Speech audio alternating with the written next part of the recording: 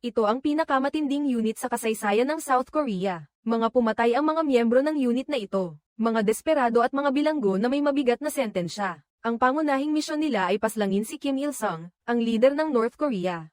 Ang kanilang mga uri ng pagsasanay ay nakapanghihilakbot sa iba. Halimbawa sa lakas ng kamao, diretso nilang sinusuntok ang bakal na puso. Sa pagsasanay sa pagtitiis ng sakit, pinapainit ang bakal na pamalo.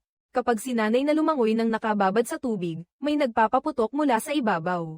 Sino mang umangat ang ulo sa ibabaw ng tubig habang humihinga ay papasabugin agad na parang naglalakad sa lubid. At kung lumampas sa bakod na bakal, alam na agad ang kapalit. Lahat sila ay mabangis at puno ng tapang sa labanan, parang 10 ulit na sundalong elite. Ang mga sundalong ito ay tinawag na unit ng kamatayan na 684. Binago ang 4 na nilalaman ng episode ngayong araw. Mula sa totoong kwento, kaya nga ba nila talagang maisasagawa ang misyon? Kung mapapaslang ba nila ang pangunahing target o hindi, malamang walang makakahula sa wakas. Noong mga taon na 60 ng ika-20 siglo, napakainit ng tensyon sa pagitan ng South Korea at North Korea. Ipinadala ng North Korea ang isang espesyal na squad para paslangin ang pangulo ng South Korea. Nabigo ang plano kaya nagpa siya ang South Korea na gumanti. Itinatag nila ang unit ng kamatayan na 684. Para muling paslangin ang pangunahing target ng North Korea, dinala ni General Kim Min-sok si Kang In-chang mula sa kulungan. Si Bill ang naghanda na sanayin ang mga taong ito para maging mga elite na mamamatay tao. Mahigit 30 tao ang sabay-sabay na sumakay sa barko at nagsiksikan sa iisang pwesto. Hoy, ulol ka ba o ano? Ano ang tinitingnan mo? Hindi makausap ng maayos, bibigwasan kita agad. Gulo ang sitwasyon sa barko, parang sabaw na pinakuluan sa kaba. Isang putok lang ni SGT. Joe. Natahimik ang buong barko na parang nilagang karne sa lamig. Inutusan niyang lahat sila ay tumalon sa dagat. Siyempre, mga baguhan pa ang mga ito kaya sakalang susunod. Nagpapaputok si SGT. Joe nang sunod-sunod, pagkatapos ay naghagis pa siya ng granada diretso sa gilid ng barko. Sabay-sabay silang tumalon sa dagat, at kung may naantalang tumalon, tiyak katapusan na. Para hindi sila makabalik sa barko, pinasabog ni SGT. Joe ang barko. Ang mga kriminal ay maaari na lang lumangoy papunta sa Pampang, at ngayon 31 na lang silang natitira. Nang marinig nilang magsisilbi raw sila para sa bayan, ang mga kriminal mula sa hanay ng mga bilanggo ay nagsuot ng uniporme militar. Mula noon, nabuo ang unit ng kamatayan na 684. Nagsimula silang pumasok sa matinding pagsasanay na parang baliw. Ang pagsasanay ay isinagawa sa one-on-one na paraan. Isang tagapagsanay laban sa isang bilanggo, at lahat ay todo bigay sa ensayo. Kailangan nilang umikot sa isla ng 30 beses, at sino mang bumagal ay agad natatamaan ng instruktor. Pagkatapos ay tatakbo ulit sila, mas mabilis na ngayon. Pero may bumabagal pa rin, kaya nahuli at muling binugbog. Habang umaakyat sa lubid, ang dapat tuwid lang ang katawan, pero habang umaakyat sila, nakatayo lang sa gilid ang instruktor at nanggugulo. Binubugbog para mahulog, tapos aakyat ulit at itutuloy. Nakakita ka na ba ng ganitong kalupit na pagsasanay? Kapag gumagapang sa alambre na may tinik, hindi iyon basta pagdaan lang. Kundi kailangang nakatihaya sa langit at dahan-dahan kang umusad. Kung sino ang mabagal sa paggapang, tatuntungin ng gwardya sa ibabaw ng alambre. Para maramdaman nila kung gaano kasakit kapag tumusok ang tinik sa laman. Sa sobrang sakit, sumisigaw ang mga sundalo ng mama at papa habang pinapaputukan sa pagsasanay. Mga pabigla-bigla at magugulong tao kayo, huwag na kayong magyabang sa pagmamarka ng tama. Target lang nga hindi pa matamaan, ang kawawang tumpok na bundok, binutas na parang pugad ng bubuyog ng mais. Kapag mababa ang resulta, kasamang mapaparusahan ang mga instruktor, at mabubugbog din hanggang lumobo ang pisngi. Habang sa pagsasanay sa pagtitiis ng sakit, kukuha ang instruktor ng pinainit na bakal na pamalo mula sa kahon. Ihahantad ng mga sundalo ang likod at ididikit diretso ang bakal sa balat. Ganyan para kahit sa misyon ng pagpaslang, kapag nahuli. Hindi sila aabot sa puntong kakarampot pa lang ang parusa ay aamin na sila ng buo. Kadalasan, hindi na kaya ng lahat ang sakit. Dumiretso siya sa dagat, at pagdating dito, si Kapitan Kim In-sok ay kakasigaw pa lang ng handa. Bago pa niya maibaba ang bakal, si Min-soo ay akala mo tumakbo na talaga palabas. Nang mapansing sobrang aga niyang tumakbo, bigla ring pumihit pabalik si Min-soo. Sa ikalawang pagkakataon, kasisimula pa lang ng bakal ng damaykit sa likod ni Min-soo, bigla na naman siyang bumangon. Tumakbo siya ng tuloy-tuloy at tumalon sa dagat, at 3 na lang silang natira na ginapas ng mainit na bakal pero hindi umimik. Sina Kang In-chang, Sam Pil, at Kim In-joo. Dahil sa emosyon, napagpasyahan nilang hatiin ang Unit 684 sa 3 maliit na squad. Ipinaubaya nila sa 3 ang pamumuno sa bawat squad, at ang 3 pinuno ay walang palag sa isa't isa.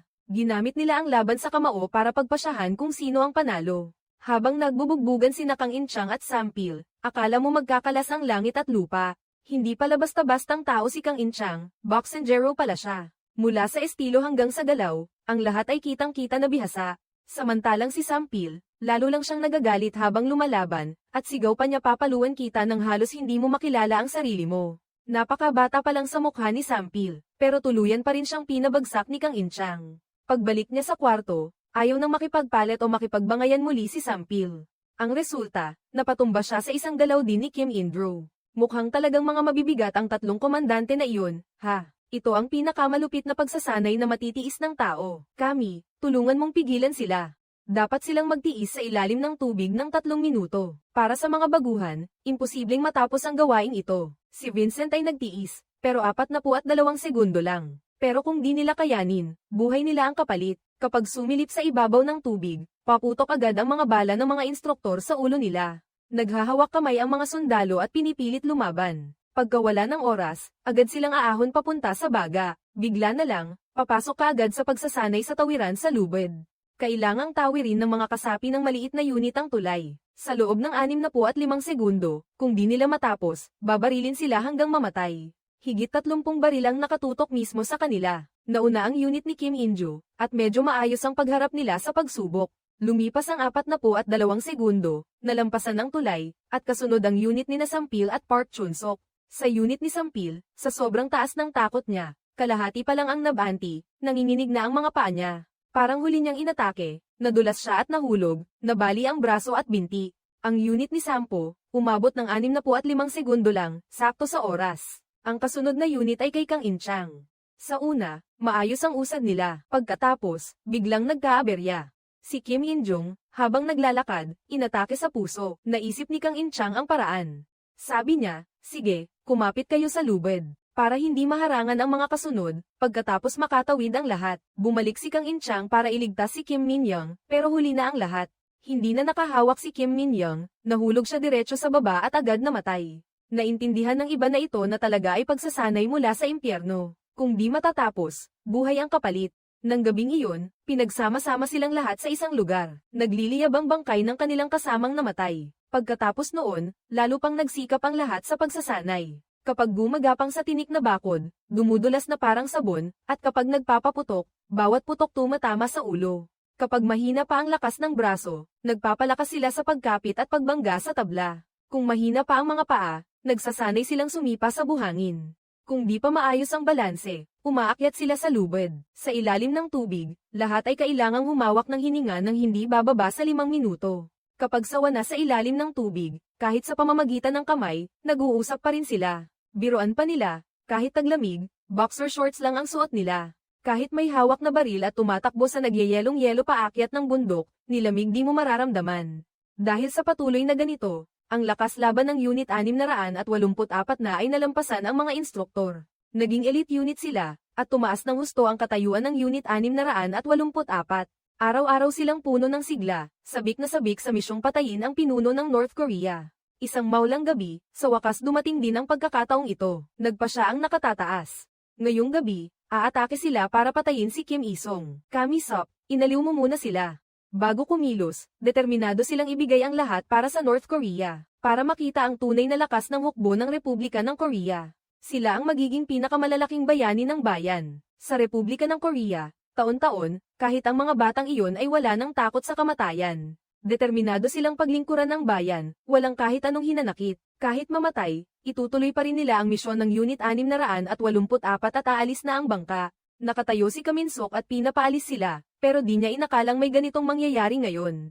Mula sa utos na tumawag sa telepono hanggang sa agarang pagpapatigil ng operasyon. Kahit ayaw nila, kailangan pa ring sundin ng mga sundalo ang utos ng nakatataas. Tinawagan ni Cameron ang bangkero para sabihing tumigil ang mga sundalo, pero walang gustong bumalik, kaya napilitan si Chung Si-chu na gumamit ng dahas para pigilan sila.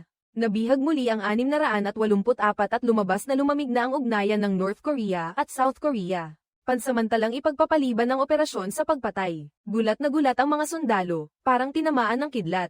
Kahit sa pagsasanay, hindi na sila seryoso. Sino ang mangangahas pang sumuwi pati kay Instruktor Minso? Kahit sa pagbaril, ayaw na nilang tumama sa ulo. Kundi pati kay Chom Iyami ang babarilin.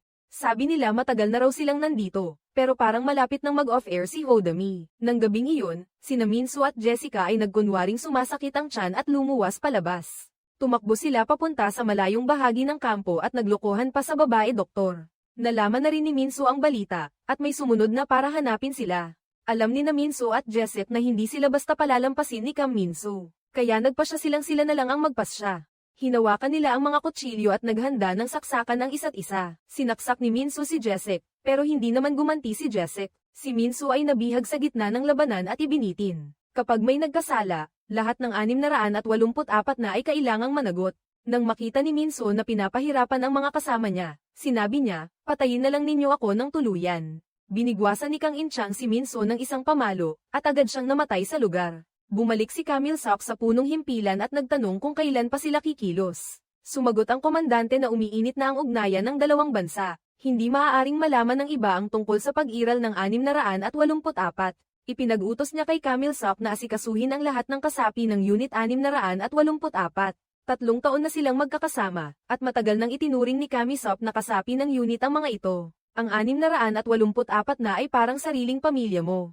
Sabi ng komandante, kung sa loob ng 1 linggo ay wala pa ring solusyon, kaya pati ang mga opisyal at mga sundalo nila ay sabay na mabubulok. Si Captain Kim ang magpapasa ng utos kina SGT Cho at SGT Han, para lang iligtas ang buhay ni SGT Han. Pumayag ba si SGT Cho na umalis? Nagkasagutan agad ang dalawa, at narinig lahat ni Kang Inchang. Hindi niya akalaing si SGT Cho pala ay palaging mabagsik. Ngayon, siya na lang ang tanging nagbabantay sa kanila. Kung dati ay maamong tupa si SGT Han, ngayon gusto na naman niyang patayin ang lahat. Sabihan mo agad si Sam Pil at Kim Minju tungkol dito. Nang makita nilang umalis si SGT Cho, alam na nilang kikilos na sila ngayong gabi. Bago umalis, hiningan nila si SGT Cho na magdala ng kaunting candy pabalik. Nagmarcha sila kasama si SGT Cho, at alam nilang sa pagkakataong ito, tuluyan na itong aalis. Pag nagkita silang muli, iba na ang takbo ng lahat. Nagulat si SGT Han kay Captain Kim, at sa hapon ay sisimulan na ang pagkilos. Pagkasabi niya yun, umalingaw-ngaw na sa labas ang putok ng baril.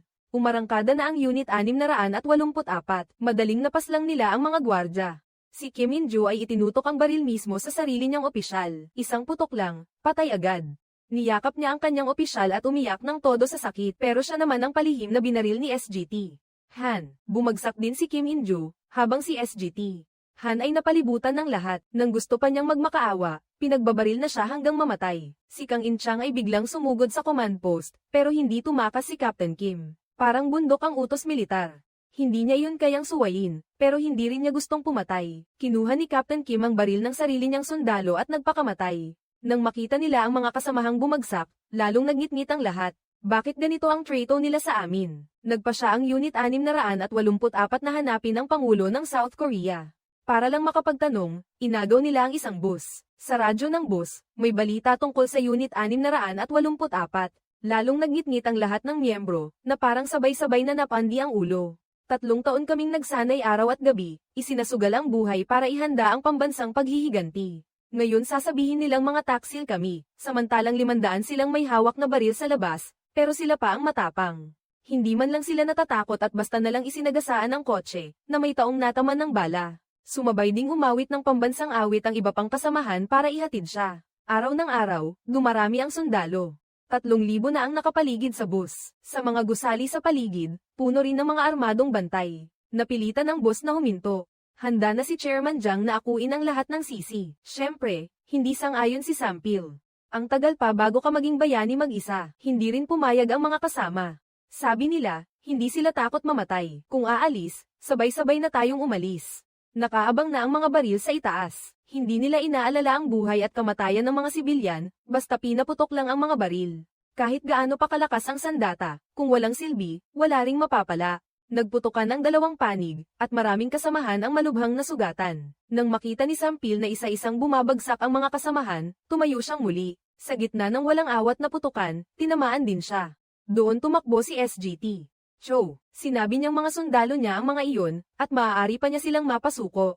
Pero bago pa siya matapos magsalita, hinayla na siya palayo. Ang mga nakatataas na opisyal ay siguradong hindi makikinig sa kanya. Nadala na ni SGT Cho ang candy, pero hindi pa rin makakain ang mga sundalo niya. Ibinigay na ni Sampil ang litrato ng ina ni Kang Inchang sa kanya. Noon, ang larawang iningatan ni Kang Inchang ay punit-punit na. Hindi niya akalaing nailigtas pa iyon ni Sampil at naidikit pang muli. Nakita niya ang larawan ng ina ni Kang Inchang na pumanaw ng walang pagsisisi.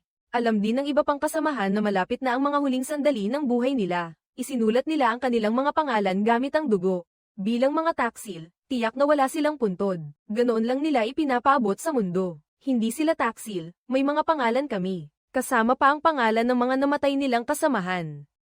Kahit hindi ito alam ng iba, tiyak na aalalahanan ko kayo. Hinawakan ni Inchang ng mahigpit ang kamay ni Sampil. Kung may susunod pang buhay, magkakapatid pa rin tayo. Pinalaya nila ang mga sibilyan, saka inihanda ang mga granada. Hinayla muna nila ang safety pin, at sumunod na rin ang mga kasamahan. 19 na granada ang sabay-sabay na itinapon sa ilalim ng bus. Gusto pa ring protektahan ng mga sundalo ang mga kasamahan nila. Dahil sa pakikisama, dama pa sila at iniharang ang sarili sa mga granada. Lahat gusto lang na mabuhay pa ang kasama nila kahit 2 segundo lang, bago pumutok ang bus. Napakalakas ng pagsabog. Ang Unit 684 na ay nilamon ng buo sa loob. Pagkatapos nyon, ang ginawa nila ay tinawag na terorismo. Ang tunay na nangyari ay tuluyang inilibing sa nakaraan. Dito na nagtatapos ang pelikula.